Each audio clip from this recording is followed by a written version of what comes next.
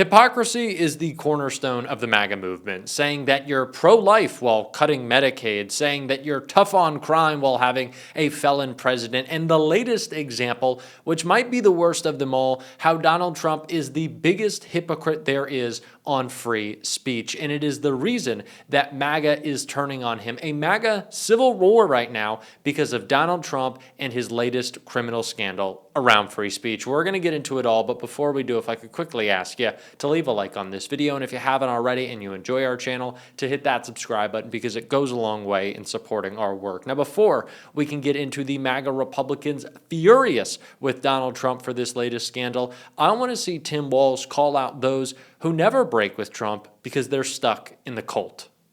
We are strong. We are strong because we challenge each other. We are strong because we're held accountable. We're strong because we believe that there's a place for everyone here. Think of how easy it would be to be a damn Republican. Oh, what should I wear today? This stupid friggin' red hat.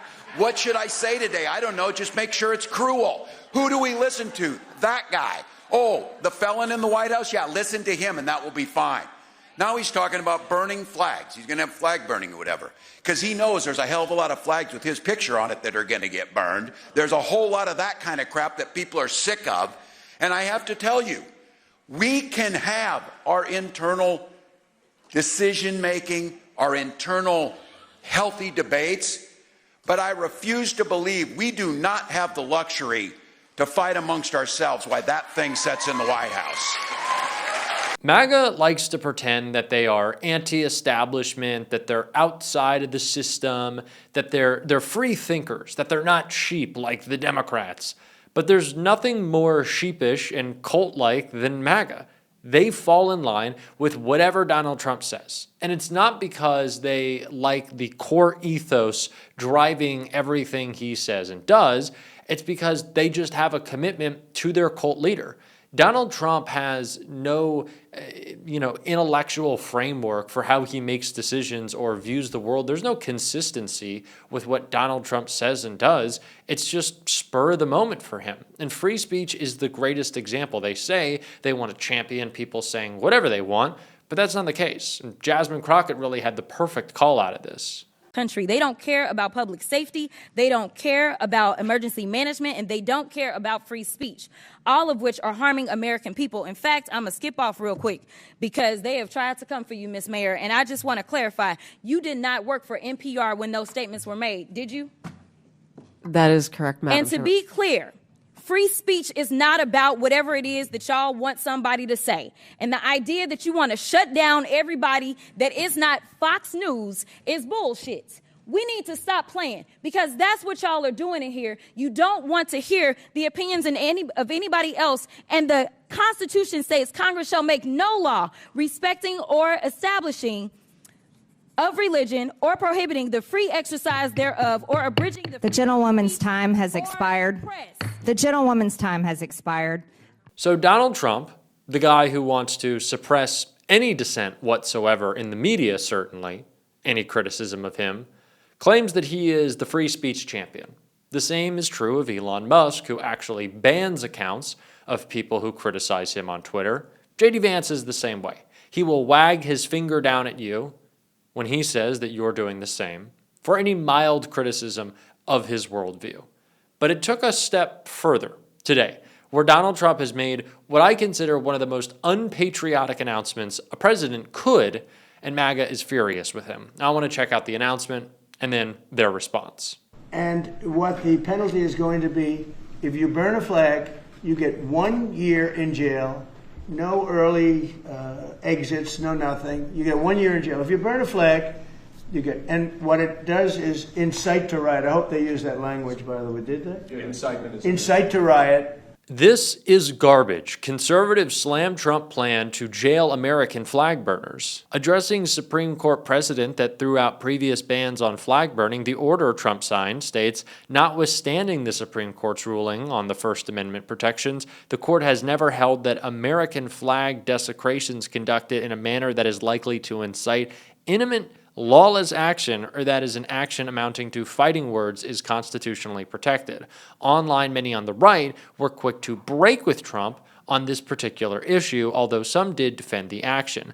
I anticipate significantly more flag burnings in the coming weeks, mused conservative lawyer Casey Maddox. I would never in a million years harm the American flag, but a president telling me I can't has me as close as I'll ever be to lighting one on fire, wrote the usually Trump-friendly Jesse Kelly.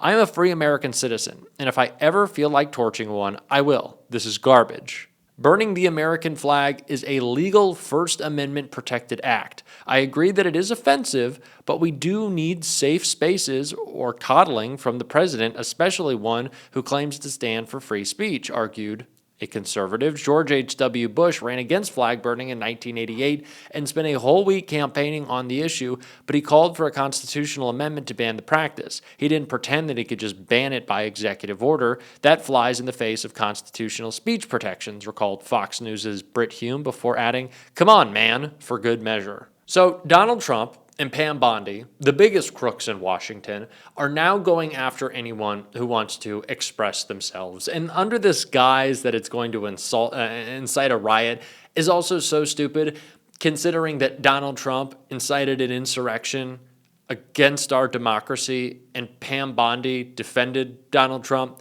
for his crimes against our democracy. Is anyone seeing a correlation here? Is anyone seeing is it just me? I'd also like to point out that Pete Hegseth wears 3 types of flag memorabilia all of the time. That's like his bit. He's like his tie and his pocket square, or like in his jacket and his socks, which is not supposed to be done. Now, if you want to wear a flag t-shirt, I don't care. I don't think it's some horrible attack on our government, but technically, if Pete Hegseth was following the actual rules of his personal code that he claims to live up to, we can't burn the flag, we can't desecrate the flag, then he is desecrating the flag in 3 ways every day with his ugly ass outfits. It's not just that he's desecrating the flag, it's that he looks terrible. I think we just have to put that out there. But as anyone who watches this show knows, not as badly as Stephen Miller always looks, because his suits don't fit because he's evil and the fabric is just repelled by him. But nonetheless, this is blatant hypocrisy. Calling it a crime to express yourself is the Trump presidency in a nutshell. That's what we're seeing right now. They want to inflict their lifestyles upon you and not live it themselves. And speaking of someone who wants to inflict their lifestyle upon you, Elon Musk, still not out of the picture, has brought more billionaire money to the table ahead of 2028 and is looking to make some plans right now. One person isn't letting him up on him. That's Bernie Sanders right here. The truth, thank you. The truth is, politics is not complicated. What politics is about is trying to understand where we are today, how we got to where we are, and maybe most importantly, where we want to go in the future. Now, you may think that that's a pretty simple proposition. Well, where are we today? What's the problem? We all know where we are. Well, we don't. Where do we want to go in the future? Are we really discussing that? So I want to start off with a proposition, and I'm going to say it over and over again. We are the wealthiest country in the history of the world. There is no excuse why every man, woman, and child in this country is not enjoying a decent standard of living. Period.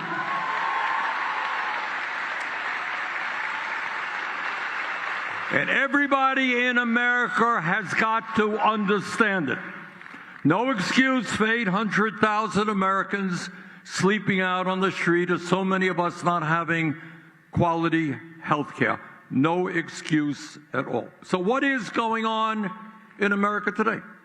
Well, what the media doesn't talk about very often, and what you almost never hear in the halls of Congress, is the reality that today you are living in a nation where a handful of incredibly wealthy people, multi-billionaires, have enormous power and control over our economy, over our media, over our political system, and we are gathered here today to say that is going to change.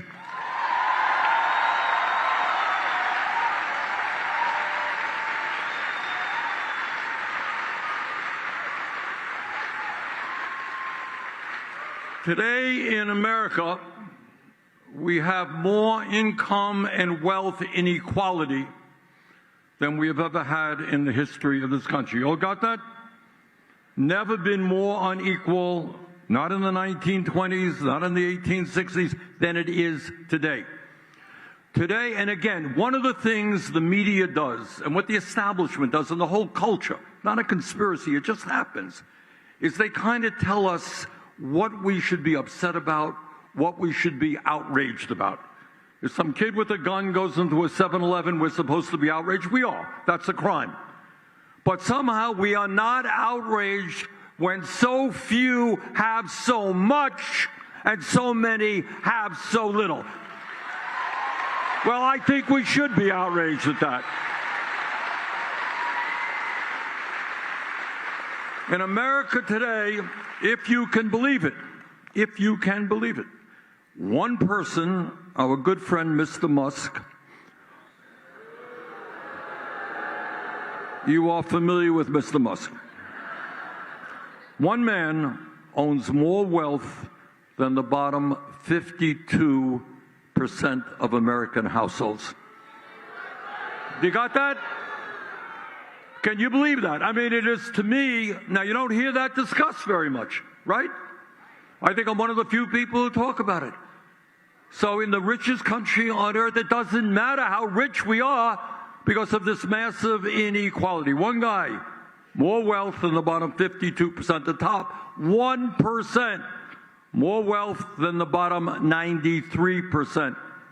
CEOs today are making 350 times more than the average worker. Talk about wanting to suppress your right to life, liberty, and the pursuit of happiness. That's the billionaire class. No one's been calling that out more than Bernie. We're going to keep uplifting his voice every single day on the show. And if you want to support that, as always, you can hit that subscribe button, leave a like on this video, and if you stuck around to the end, drop a blue heart in the comments. And until next time, I'll see you soon.